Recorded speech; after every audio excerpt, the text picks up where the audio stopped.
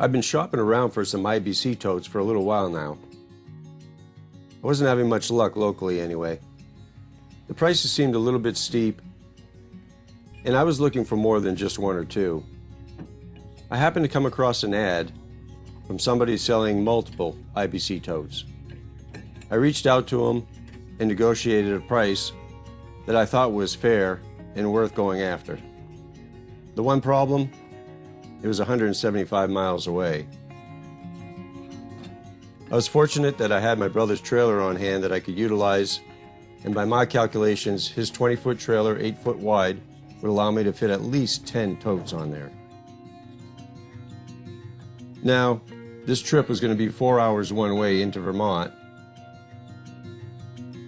but the upside was it was along a very scenic and historic route.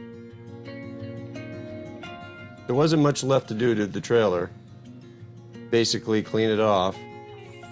It's practically brand new.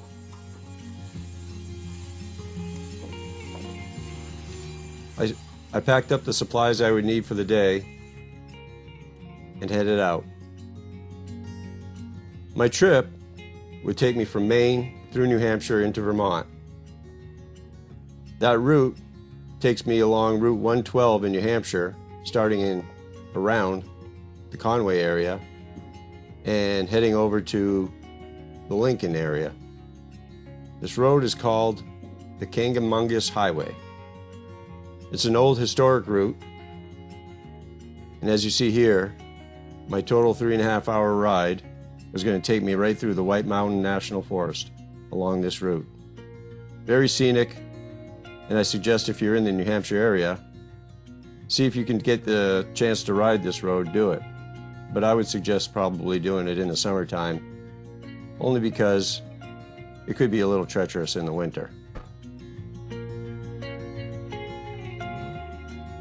The ride went very smoothly, and I arrived at my location in Vermont 4 hours later.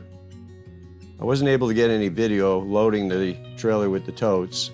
I was getting a lot of help from the gentleman there helping me load, so I wasn't able to film. But I was able to get some video of myself strapping everything down. Yeah, that's not very exciting, obviously, but it's kind of funny to watch me chase those tie downs back and forth.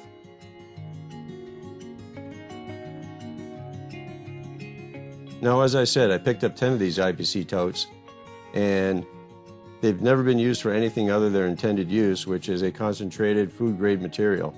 They've been rinsed out, and for our purposes, which is not going to be firewood, we're going to be doing some rainwater collecting to hopefully help us with watering the garden, among other things. Here I am all strapped down and loaded up, ready to head back home. Another 4 hours and 175 miles, and I'll be home. All in all, it was a good trip and worth it. I figured, by my calculations, for the cost of the totes and the trip, if I could sell maybe 3 or 4 totes, that would pay for my entire trip and also the totes that I need. That would definitely make the trip worthwhile. Who knows? I might even go back for a second trip. We'll see about that, though. In the meantime, it was a good day, nice ride, good weather, low traffic, and ultimately, I was able to accomplish what I set out to do in the morning, which was get some totes. I'll get them unloaded another day, or maybe I'll just leave them on the trailer for storage. But in the meantime, I think I got a welcoming committee that's happy to see me. There she is, Ellie. Good to see you, buddy. Hey, thanks for watching the video.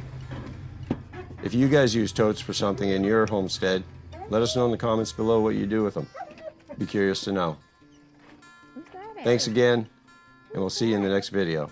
Take care.